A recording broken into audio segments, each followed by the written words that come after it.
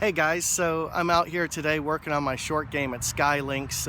Part of my priority principle, it's what I really need to work on the most. My ball striking is pretty solid, but yeah, I think it's just important to keep working on those things that are really going to make you better, or the things you're most efficient at. And I'm doing some of the stuff that I learned from Kimberly Silber at the Borrego Springs outing, which is pretty awesome because that video is going to be done pretty soon. Now, I wanted to actually apologize to everyone as I go through the growing pains of trying to start a golf business. I'll tell you, it's a pretty big risk that I took to leave behind a career in Hollywood to try and do golf. And what I've created with my Swing Evolution is a golf media company. And the products all revolve around me trying to share with folks what helped my game get so much better. And I wouldn't be able to do something like this if I didn't actually believe in the material. I really do.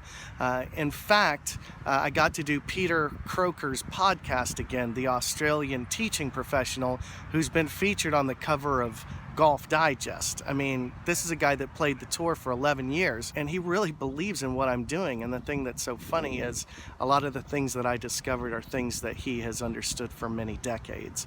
So we're going to be doing an event at Satakoy Country Club out here in Southern California coming up on July 18th. And I mean, I have to tell you, I'm just kind of blown away and honored that a gentleman of this pedigree would reach out to me on a trip from Australia to come to the States, that he's invited me to be his co-host in the Ultimate Golf Workshop. So I'll have more stuff coming up on that in the future.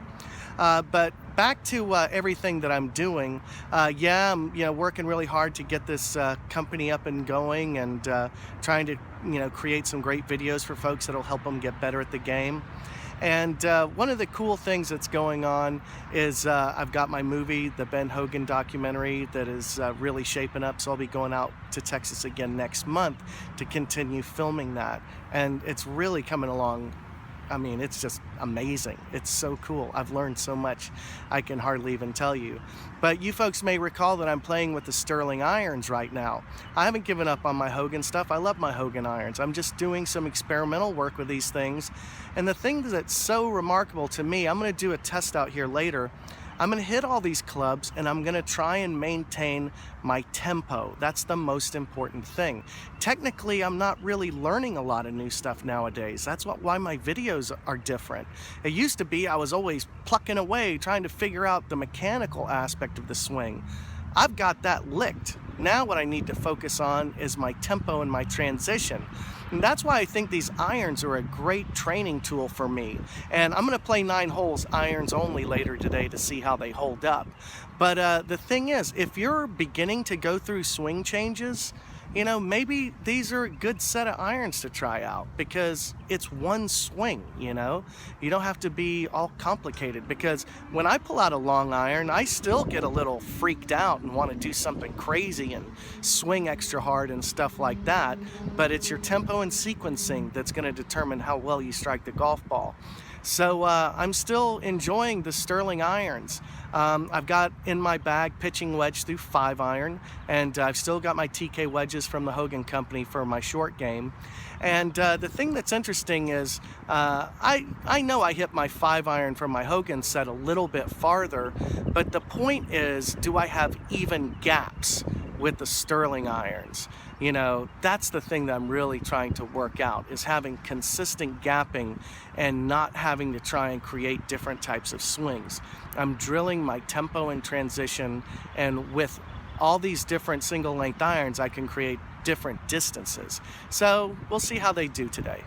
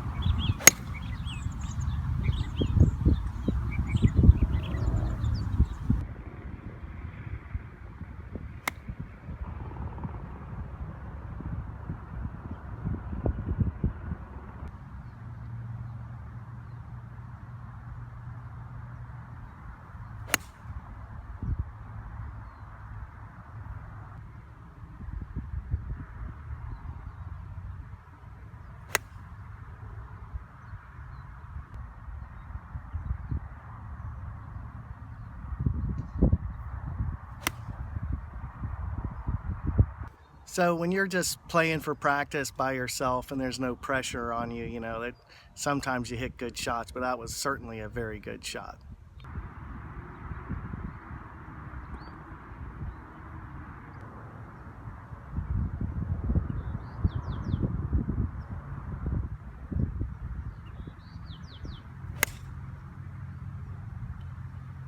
So I was looking at these bunkers that are 195 out there, and so I hit my 5-iron, which I'm hoping, I was trying to draw it off the bunkers and it looks like it's okay, but the question is how close do I get to the bunkers with my 5-iron?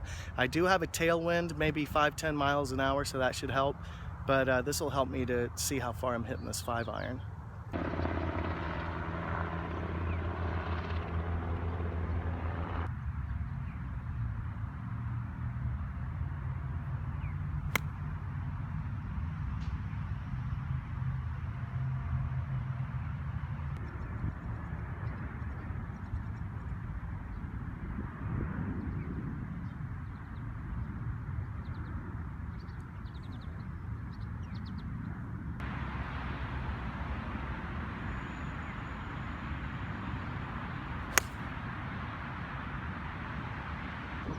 So this is a longer par 4, and I tried to swing a little hard and I lost my rhythm and pushed it out to the right.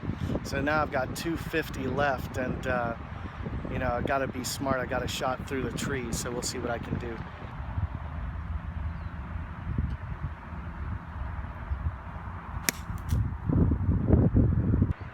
That was actually kind of cool. I hit this little punch cut, caught a few leaves, not too bad, but hopefully I can recover and make a par.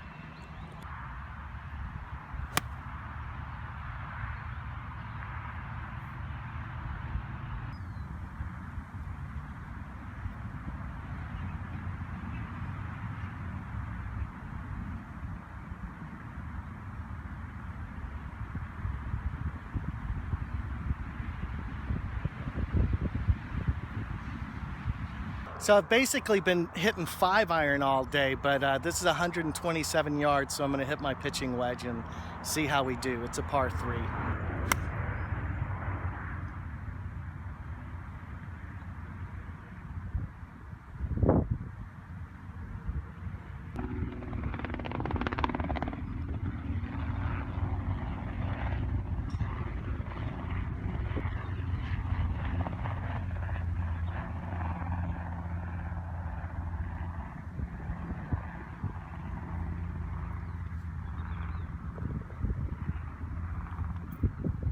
Looking at another par 5, so it's going to be 5-iron, something.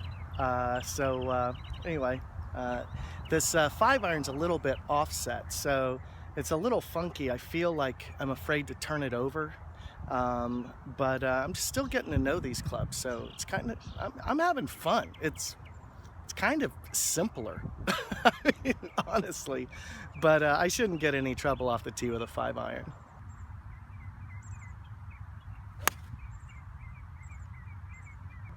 So this is kind of fun. I really tried to rope that one and turn it over and get a little run. And now this course isn't very long. I actually could probably play irons only from the blue tees, but I played the white because this is just my second time. And but I'm only 214 out on this par 5.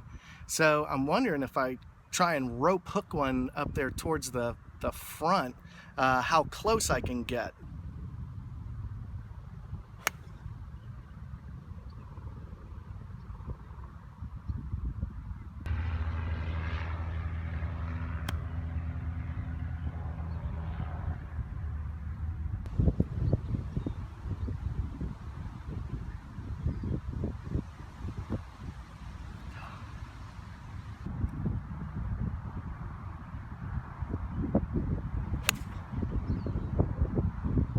I'm really trying to get a lot out of this 5-iron, and I kind of overdid that one and pulled it left, but I think I made it past all the garbage.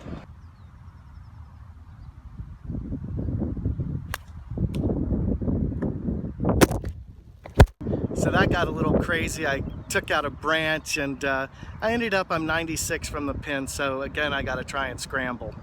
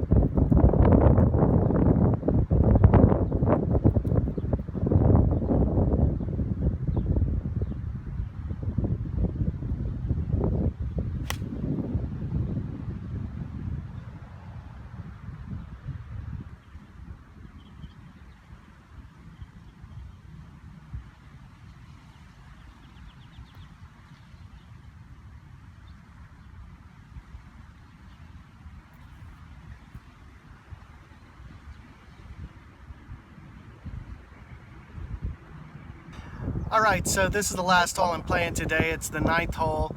I got 189 into a stiff headwind. So this is gonna, I'm gonna have to kind of drill this one, I think.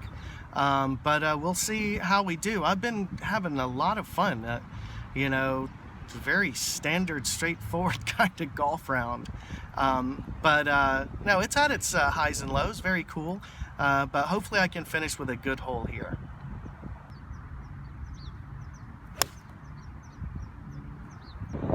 Well, I came up a little bit short, but I'm right on the fringe. I got a putt to the middle of the green for birdie, and I got to try and not 3-putt or do anything stupid like that.